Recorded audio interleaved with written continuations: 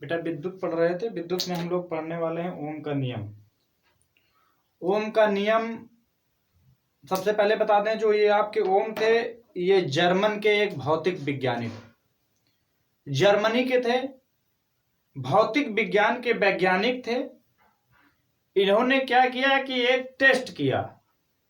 इन्होंने दो तार लिया, उसमें करंट को क्या किया, वोल्टेज को जैसे जैसे बढ़ाया, वोल्टेज को बढ़ाने के साथ साथ में इन्होंने करंट की वैल्यू को नोट किया और देखा कि वोल्टेज के साथ करंट का एक परस्पर सीधा संबंध है। इन्होंने बताया कि दो बिंदुओं के बीच या दो तारों के बीच वोल्टेज तथा करंट एक दूसरे के समानुपाती होते हैं। क्या होते हैं? समानुपाती होते हैं। ओम का नियम पढ़ रहे हो। क्या पढ़ रहे हो? ओम का नियम। चलिए नोट कीजिए, डिफिनेशन लिख लीजिए बेटा। किसी विद्युत परिपथ में धातु के तार के किसी विद्युत परिपथ में धातु के तार के दो सिरों के बीच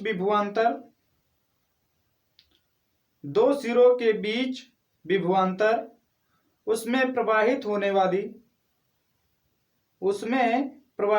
वाली विद्युत धारा के समानुपाती होता है।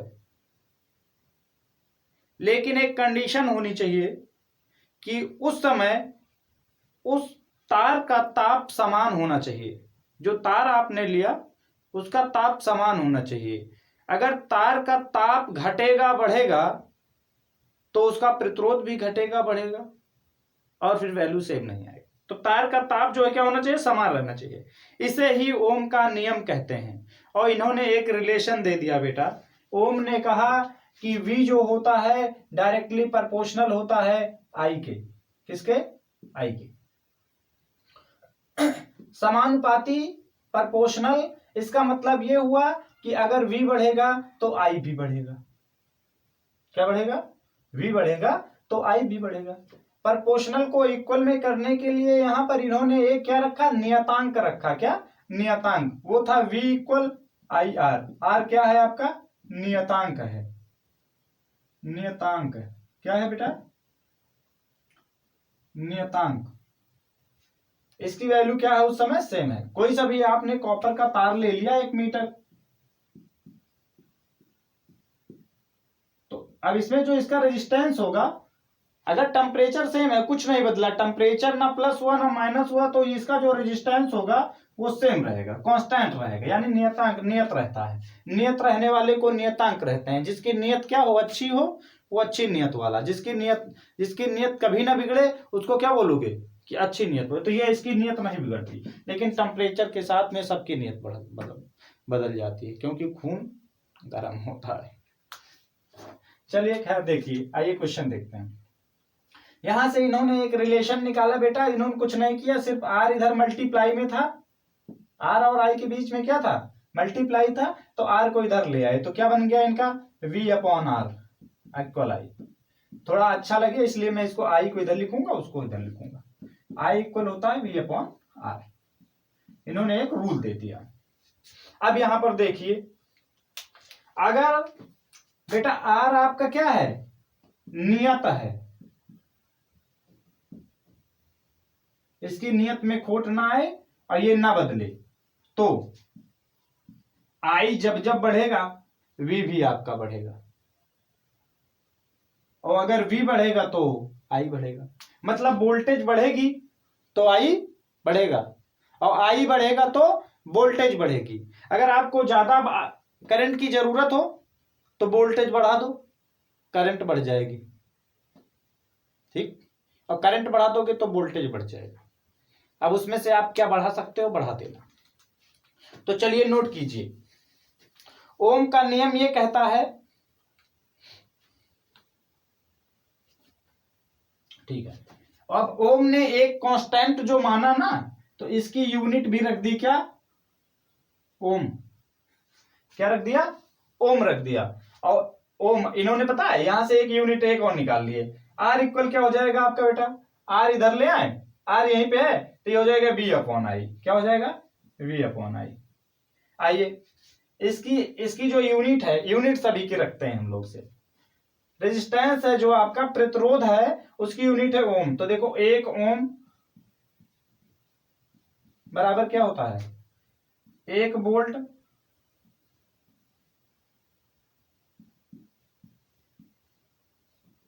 Upon 1 ampere.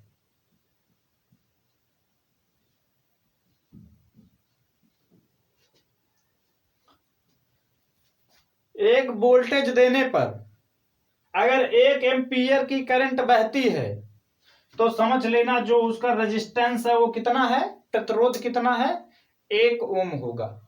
कितना होगा, 1 ओम होगा। चलिए तब तो यहां पर जिसकी जिसकी वैल्यू बढ़ाओगे सब बढ़ जाएंगे। चलिए दूसरा इसी में लिखो बेटा, कह रहा है यदि किसी विद्युत हीटर की कुंडली का प्रतिरोध 100 ओम है, प्रतिरोध कितना है, 100 ओम है। क्वेश्चन चाहे तो नोट कर लो, यदि किसी विद्युत हीटर की कुंडली का प्रतिरोध 100 ओम है तो यह हीटर 220 वोल्ट स्रोत से कितनी धारा लेगा। 220 वोल्ट इसने बताया, V की वैल्यू कितनी दे दी, 220 वोल्ट, कितनी धारा लेगा। I निकालना है। I इक्वल क्या होता है, V अपॉन R। चलिए I की वैल्यू रखो, V की वैल्यू कितनी बेटा, 220, 220, R की वैल्यू कितनी, 100, एक जीरो से एक जीरो कट गया, एक पॉइंट, एक जीरो से यहाँ पॉइंट लग गया तो कितना हो जाएगा, 2.2 एम्पियर। करंट है इसलिए यहां पर एम्पियर लिखना है। हो गया।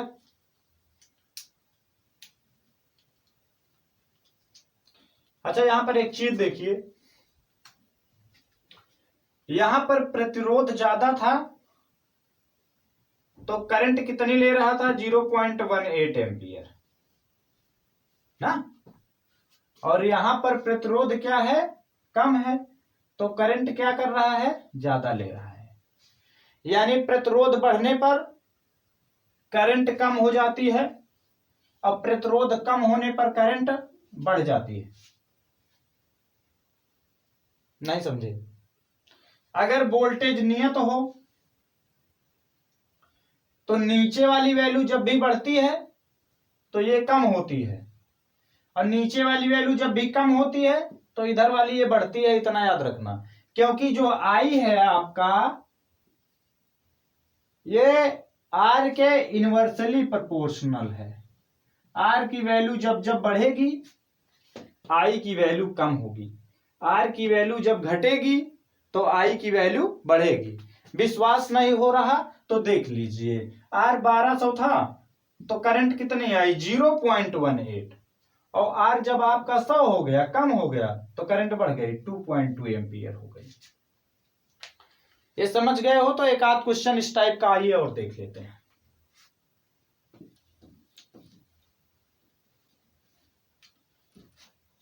ओम के नियम के फॉर्मूले से अगर बहुत कंफ्यूजन होती है आपको, तो इसको याद करने का तरीका भी बता दें। है तो ओम का ही नियम ना।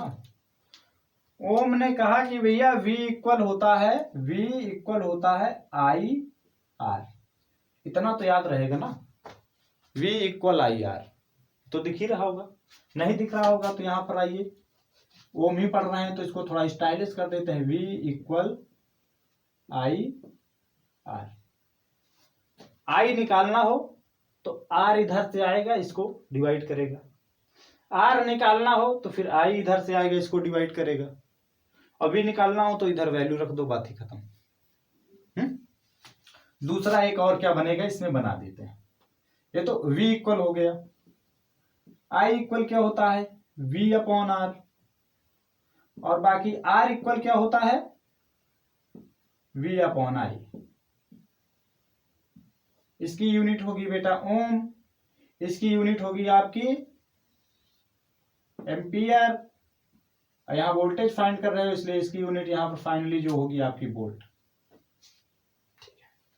क्वेश्चन, चलिए क्वेश्चन पे ध्यान देते हैं। क्वेश्चन नोट करो, जब कोई विद्युत हीटर विद्युत स्रोत से 4 एम्पियर विद्युत धारा लेता है,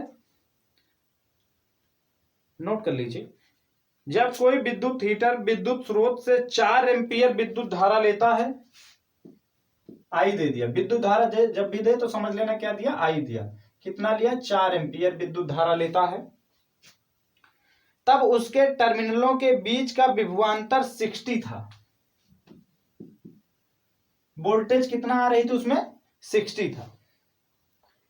उस समय विद्युत हीटर कितनी विद्युत धारा लेगा, कह रहा है उस समय, किस समय, उस समय विद्युत हीटर कितनी धारा लेगा।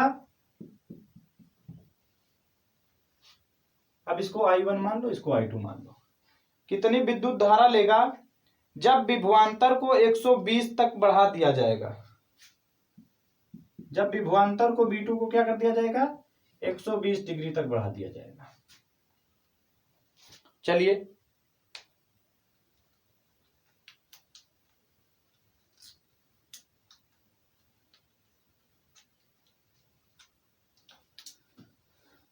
अब यहां पर आपको निकालना है I2, I1 V1 दे दिया गया, आपको I2 निकालना है। अच्छा, अब यहां पर एक बात आप लोग कंफ्यूज हो गए, भूल गए कि सर I1 दे दिया, V1 दे दिया, I2 दे दिया, V2 दे दिया, कैसे क्या करें, इसमें कुछ समझ ही में नहीं आ रहा। यार यहां से R की वैल्यू निकाल लो, R की वैल्यू तो इसमें भी नियत रहेगी ना, वोल्टेज बढ़ाया उसने, R की वैल्यू तो बढ़ाई नहीं, तो R की वैल्यू तो आपकी नियत है, यानी कांस्टेंट है, वो अभी नहीं बदली है। तो आइए यहां से R फाइंड करते हैं। तो R फाइंड करने के लिए ये वाला फॉर्मूला, तो R इक्वल क्या हो जाएगा, V अपॉन I। तो R की वैल्यू कितनी आने वाली है आपकी, V है आपका 60 अपॉन I कितना है 4, काट दो, 4 1 जा 4, 4 5 जा 20, यानी 50 ओम, 15 ओम आ गया। अब I2 निकालना है आपको, I2 की वैल्यू निकालना है, I2 लो, ले लो, I2 इक्वल क्या हो जाएगा आपका V2 अपॉन R। R तो सबके लिए कांस्टेंट ना, तार तो सेम है, तार सेम तो R कांस्टेंट, R1 R2 कोई दिक्कत है ही नहीं उसमें। चलिए I2 आपकी कितनी हो गई, V2 आपका उसने दे रखा 120 कर दिया, और R की वैल्यू 15। चलिए 15 से काटिए, 15 8 जा कट जाएगा, 8 एम्पीयर। वोल्टेज डबल होगी तो करंट भी क्या होगी बेटा, करंट भी डबल होगी। अब ओम का नियम समझ गए, ओम के नियम से रिलेटेड कोई सा क्वेश्चन आता है तो वो कर लोगे, चलिए कर लोगे तो बहुत अच्छी बात है, नोट कर लीजिए जिसको करना।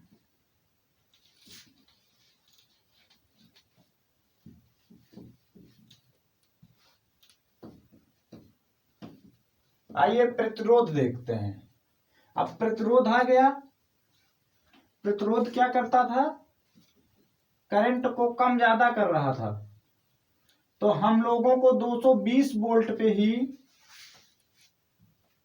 छोटे छोटे इक्विपमेंट चलाने थे। तो हमने कहा यार प्रतिरोध बहुत अच्छी चीज है, अगर ये मिल जाए कहीं से तो छोटी सी बल्ब भी जला देंगे हम तो ना 220 वोल्ट पे, क्योंकि वो करंट को क्या कम कर रहा था, कम कर रहा था। तो हमने क्या किया, अपने सर्किट में जोड़ दिया बेटा प्रतिरोध। आइए कैसे जोड़ते, देखो सर्किट में प्रतिरोध लगाते कैसे, तो ऐसे लगाते हैं। ये आपकी हो गई बैटरी, ठीक, ये माइनस माइनस बन जाओ, ये आपका प्लस इधर से आ गया, ये कुंजी, यही यही कहीं पे अमीटर भी जोड़ दें ना, ये जोड़ दिए आपका अमीटर, प्लस वाले की तरफ अमीटर, लोड से पहले अमीटर जोड़ोगे तभी काम होगा। और यहां पर हमने जोड़ दिया एक प्रतिरोध,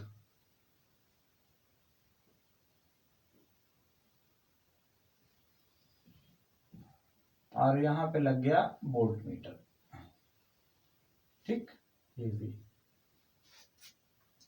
अब आपको ये बता दें पहले, अब आपको बेटा ये पता होना चाहिए कि जब भी कभी आप अमीटर जोड़ोगे तो अमीटर को बीच में तार को कट करके जोड़ोगे, लेकिन वोल्ट मीटर को जोड़ने के लिए ऐसा कोई रूल नहीं है।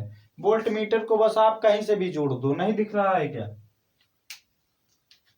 चलिए फिर इसको थोड़ा नीचे कर देते हैं।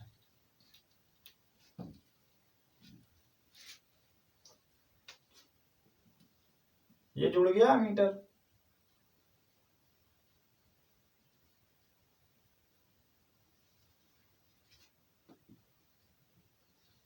ये जुड़ गया आपका वोल्ट मीटर। ठीक है, ये प्लस माइनस, ये प्लस ये माइनस, इसका ये हो गया R1, ये R2, ये R3। तो आइए सबसे पहले ये जान लेते हैं करंट की डायरेक्शन क्या होगी। करंट बेटा हमेशा प्लस वाले की तरफ से चलता है। ये आई की डायरेक्शन है। अब यहां से जाएगा तो ऊपर हो जाएगी आई की डायरेक्शन। यहां पर आई की डायरेक्शन इस तरह रहेगी और इस सिरे पर आएगी तो ऐसे हो जाएगी। यहां पर ये आई, मतलब करंट हमेशा प्लस से माइनस की तरफ चलती है और इलेक्ट्रॉन हमेशा बेटा माइनस से प्लस की तरफ चलते हैं। अभी हम बैटरी की बात कर रहे हैं। ये क्या है आपकी? ये है बैटरी। करंट प्लस से माइनस की तरफ और इलेक्ट्रॉन पे माइनस का चार्ज होता है, तो इलेक्ट्रॉन बेटा माइनस से प्लस की तरफ। चलिए अब इसमें आपको दिख रहा होगा रेजिस्टेंस, दिख रहा होगा, दिखा रेजिस्टेंस। अब इतने हमने रेजिस्टेंस लगा दीजिए। यहां पर मान लीजिए कुछ भी लगा दिए, एक छोटी सी एलईडी बल्ब लगाए हैं, गोबर गैस वाली, जो पहले 2 रुपए की मिला करती थी, लगा दिए। यहां पर दिए कितना? 12 वोल्ट। बैटरी कितनी लगाए? बैटरी इसमें जुड़ी है 2। बल्ब कितने वोल्ट की? बल्ब हमने लगा दिया बेटा 2 वोल्ट की। यहां कितना वोल्ट? 12 वोल्ट। तो वोल्टेज को कम करने के लिए क्या किए? यहां पे रेजिस्टेंस लगा दिए, यानी प्रतिरोध लगा दिए। इसी को प्रतिरोध बोलते हैं। ये प्रतिरोध है, ये सब क्या है? प्रतिरोध है। तो ये क्या करेगा? वोल्टेज को कम कर दे। वोल्टेज भी कम हो जाएगा तो करंट भी कम हो जाएगी। करंट कम हो जाएगी तो लाइटियां हमारी अच्छे से जलेगी, दगेगी नहीं। तो ये मत सोचना कि दग जाएगी, गलत सोच रहे हो। आपके घर में जो चार्जर आता है ना, चार्जर मैं आपको एक ले आके दिखा देता हूं।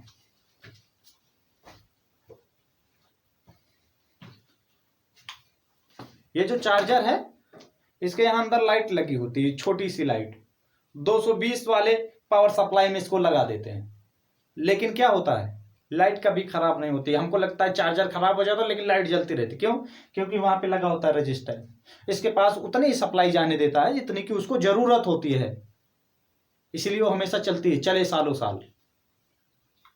मेरे इसमें भी एक लाइट ग्लो कर रही होगी, ध्यान से देखोगे तो। खराब हुई? अभी तक नहीं खराब हुई, 5 साल हो गया। क्यों? क्योंकि उसमें लगा हुआ है रेजिस्टेंस, वो उसको उतनी सप्लाई दे रहा है। अब रेजिस्टेंस जो होते हैं वो डिफरेंट वैल्यू के होते हैं। आपको कितने एम्पियर करंट भेजनी है, कितनी वोल्टेज भेजनी है, उसी हिसाब से उसमें कलर कोडिंग होती है, उसके हिसाब से मिल जाएगा। बड़ी क्लासेस में उसको पढ़ोगे, अभी बहुत ज्यादा आपको डीपली बेसिक जानने की जरूरत नहीं है उसमें। हाँ, रेजिस्टेंस को बेटा जोड़ने के 2 तरीके होते हैं। एक तो डायरेक्टली ऐसे लगाते चले जाओ, तो इसको कहते हैं श्रेणी क्रम। इसको कौन से क्रम में जुड़ा हुआ है? श्रेणी क्रम में। अच्छा, इसमें आप इतना समझ गए ना, ये बैटरी लग गई, कुंजी लग गई, यहां पर रेजिस्टेंस लगा दिए, यहां पर लोड लगा दिए, और श्रेणी क्रम में क्या लगा दिया हमने? प्रतिरोध लगाए हुए हैं। ये प्रतिरोध क्या कर रहा है? वोल्टेज को कम कर रहा है, जिसकी वजह से करंट भी कम हो रही है, हमारी लाइट अच्छे से जल रही, खराब नहीं हो रही। आइए अब आपको हमको ये बताना है बेटा कि ये जो रेजिस्टेंस आ गया बीच में ना, इसको लगाते कितने तरीके से हैं। तो इसको अगर इस फिगर को तो इरेज करना ही पड़ेगा।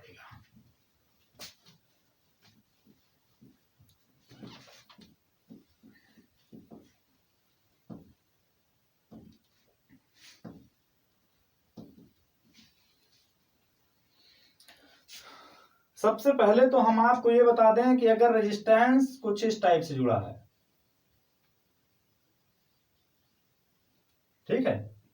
ये यहाँ पे जुड़े हुए हैं सर।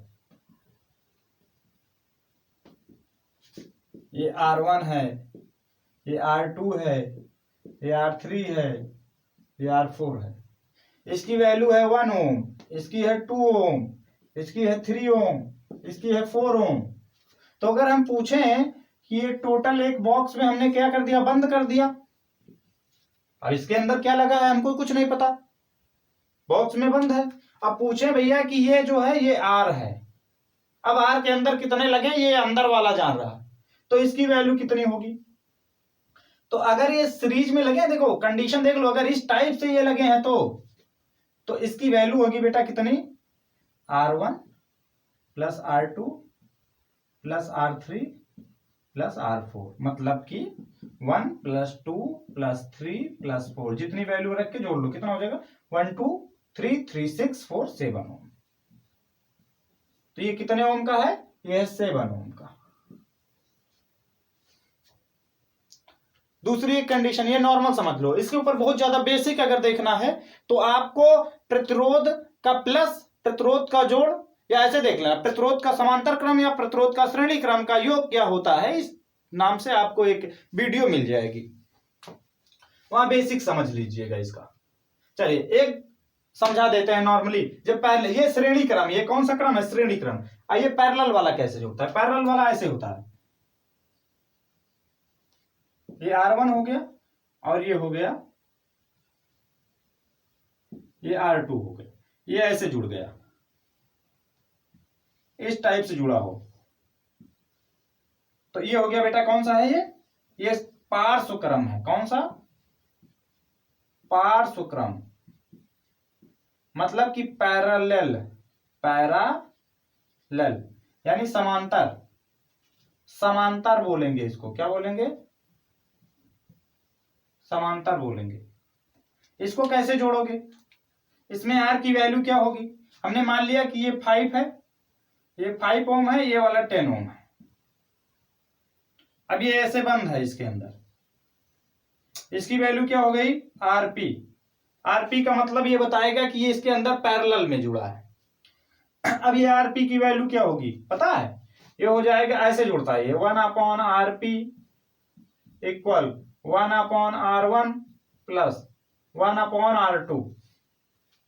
आइए इसको जोड़ भी लेते हैं, 1/RP 1/R1 की वैल्यू कितनी, 5 ओम प्लस R2 की वैल्यू कितनी, 10 ओम, तो 1/10। ओम हटा दीजिए, अभी ओम बाद में लगा देंगे। अब इसको जोड़ो, कैसे जुड़ेंगे, एलसीएम तो लेना पड़ेगा पहले, डिनोमिनेटर सेम है नहीं, अंश हर होता है तो हर जब बराबर होता है तभी जुड़ते हैं। तो इसको बराबर, इसको भी 10 बनाने के लिए क्या करेंगे, 2 से मल्टीप्लाई करेंगे ऊपर नीचे, तब ये कितना बन जाएगा, 1/RP इक्वल बन जाएगा 2 प्लस 1/10, यानी कि ये बन जाएगा 3/10। तो देखो 1/RP इक्वल क्या हो गया आपका, 3/10। वैल्यू 1/RP की नहीं, यहां पर RP की वैल्यू लिखनी है। तो कुछ ना करो, जब इतने कंडीशन पे पहुंच जाना तो ऐसे इसको पलट देना, यानी RP ऊपर हो गया, 1 नीचे हो गया, इसमें 10 ऊपर हो गया, 3 नीचे हो गया। तो नीचे 1 हो तो उसकी वैल्यू कुछ नहीं होती, तो यहां पर सिर्फ RP की वैल्यू आ गई। तो RP की वैल्यू कितनी आई बेटा, 10/3 ओम। इसको 10/3 को क्या लिख सकते हो, 3 3 जा 9 पॉइंट, फिर 3 3 जा 9, 3 3 4 ओम समथिंग में, ऐसे निकलेगी इसकी वैल्यू। श्रेणी वाले में आया तो उसमें डायरेक्ट जोड़ लोगे, तो R1 यानी समांतर वाले की वैल्यू और साथ में पैरेलल वाले की वैल्यू निकाल लोगे। इससे रिलेटेड कोई क्वेश्चन भी कर लिया जाए, तो आइए एक कोई क्वेश्चन कर लेते हैं। क्वेश्चन चलो बेटा नोट करो।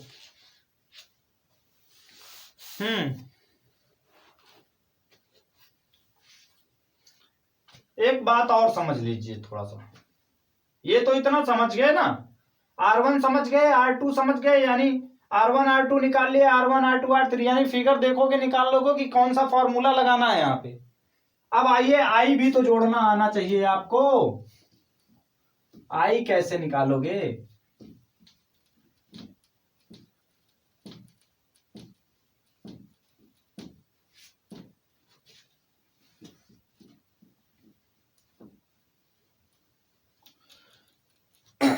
चलिए बनाइए।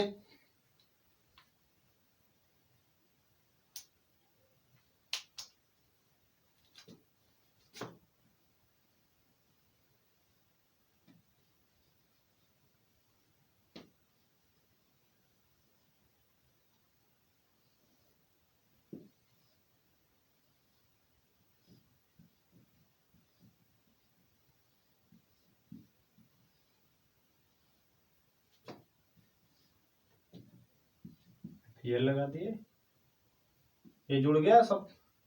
अब यहां से देखो बेटा, यहां पर आई जा रही I1, इधर से जा रही I2, इधर से जा रही I3, ये है R1, ये है R2, ये है R3। यहां से निकल कितनी रही I। अच्छा इधर से I जा रही है तो इधर यहां पर पूरा I मिलना भी तो चाहिए, करंट कम नहीं होती, करंट इधर से जितनी निकलेगी उधर आनी चाहिए उसको। तो इधर से I1 आई, इधर से I2 आई, इधर से I3 आई, तो ये जो I है ये किसके बराबर होगा? तो I हमेशा किसके बराबर होता है? जितनी भी I हो सब बिल्कुल डायरेक्ट जुड़ जाती हैं, चाहे जैसे लगी हो, उससे कोई लेना देना नहीं होता है। I1 plus I2 plus I3, तो करंट ऐसे जुड़ती है, ठीक है।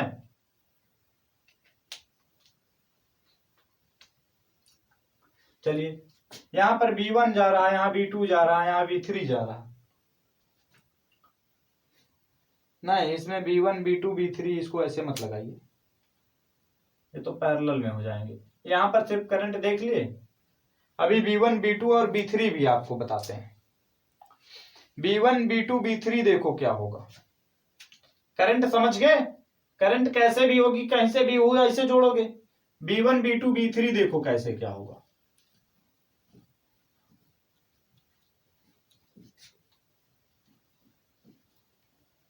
V1 V2 V3 जब भी पूछेगा कुछ इस टाइप का केस बना देगा।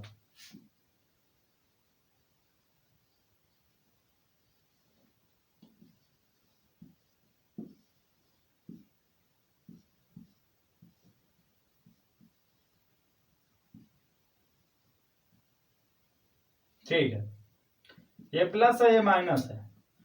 यहां पर इसने कहा भैया B1 है, इसके बीच में है B2 है,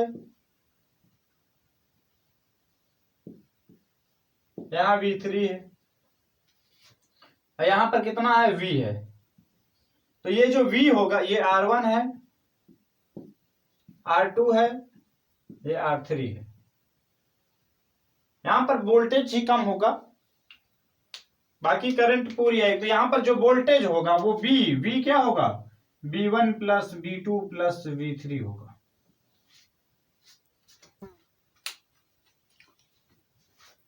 चलिए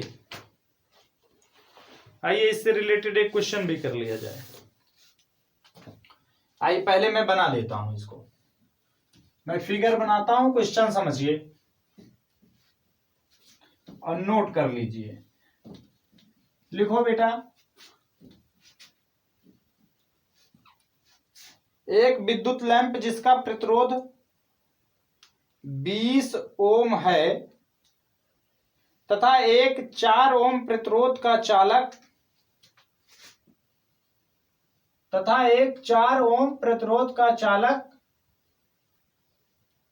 इसका 20 ओम है, उसने पहले से दे रखा है, का चालक मतलब इस तार को बोल रहे हैं, ये है चालक 6 वोल्ट की बैटरी के साथ में जुड़ा है।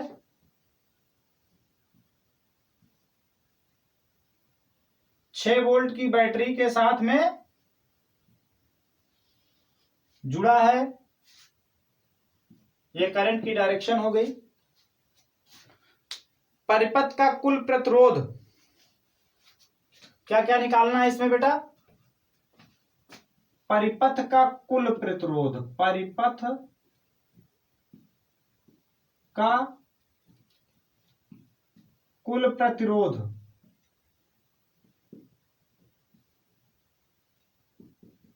ज्ञात करो। दूसरा लिखो इसी में, परिपथ में प्रवाहित विद्युत धारा ज्ञात करो। परिपथ में प्रवाहित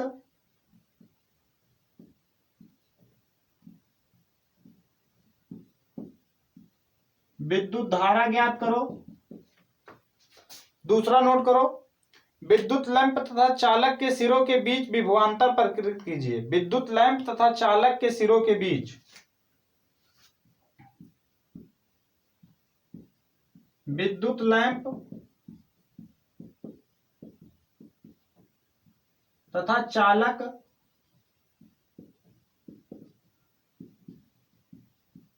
के सिरों के बीच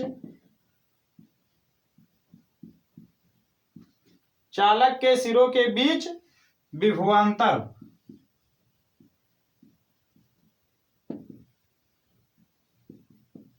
इतनी चीज निकालना। कह रहा परिपथ का कुल प्रतिरोध ज्ञात करो। तो परिपथ का कुल प्रतिरोध कितना होगा?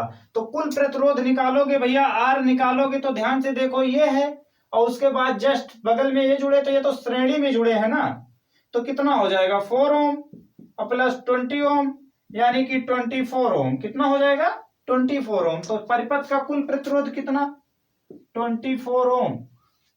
समझ गए कितना हुआ 24 ओम। चलिए दूसरा,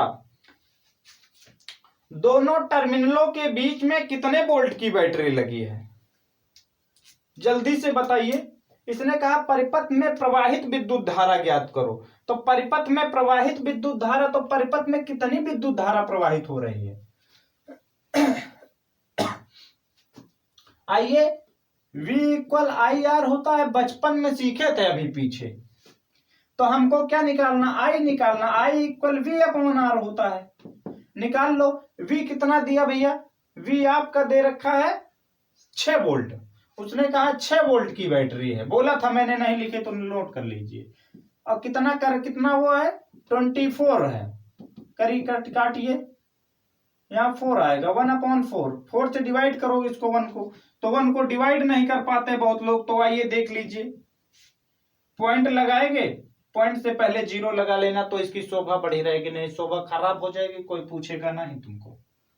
0 तो 4 2 जा 8, 2 आया 0 4 5 जा 20, तो कितना हो जाएगी 0.25 एम्पियर। कितनी करंट बहेगी इसमें?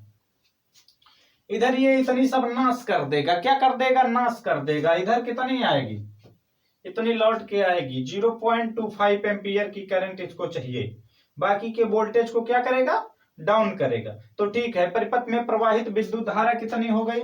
0.25 एम्पियर। उसके बाद क्या पूछा? कह रहा विद्युत लैंप तथा चालक के सिरों के बीच विभवांतर ज्ञात कीजिए। तो भैया विद्युत लैंप तथा चालक के सिरों के बीच में विभवांतर कितना है? कह रहा है कि इसके बीच में अगर मैंने वोल्ट मीटर लगाया तो बताओ ना कि विभवांतर कितना है। तो विभवांतर बताइए, ये भी निकाल देते हैं। V निकालने का फॉर्मूला क्या है? I R. तो पूरे में I कितनी बह रही? 0.25 और R कितना है इसका 20। भैया वोल्टेज यही तो ना, यहां से जो कुछ भी आया उससे हमसे कोई लेने देने नहीं ना। यहाँ पर V कितना बता रहा आपको? यहाँ पर वोल्टेज जो कम कर देगा यही आएगा। तो ये कितना आया आइए देख लीजिए। एक 0 से सीधा सीधा आइए मल्टीप्लाई करें। 25 जा 100 के 0 कैरी आया 10, 22 जा बेटा होता है 40 और 40 10 50। 2 नंबर के बाद पॉइंट था लगा दिए, कितना आया 5। कितना आया 5, यानी V की वैल्यू कितनी आ गई 5 वोल्ट। कितनी आ गई 5 वोल्ट। तो दोनों के बीच में कितना बह रहा है? 5 वोल्ट बह रहा है।